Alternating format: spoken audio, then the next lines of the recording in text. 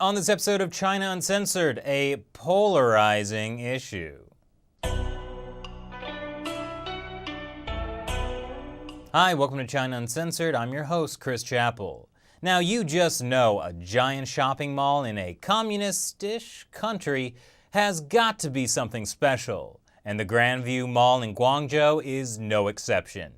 It has everything: a movie theater, indoor ice skating, and as the Guangzhou travel guide puts it, all these lovely background music.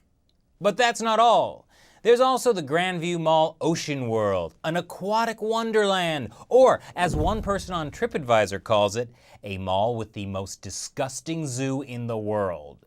And the star attraction is the saddest polar bear in all of China. Now you might be thinking, what in the name of all that is holy is wrong with that bear?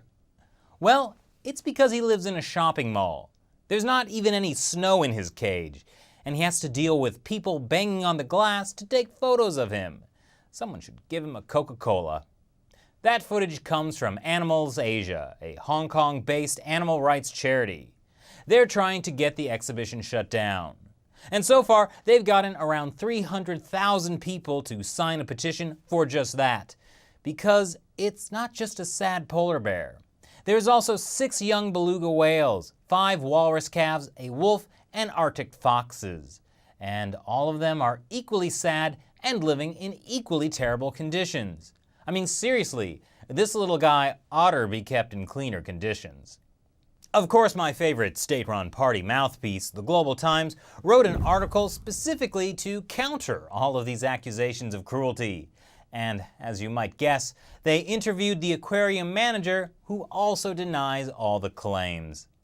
Local media, however, reported that the Guangzhou Ocean and Fishery Bureau investigated and discovered that some animals died while being moved into the aquarium.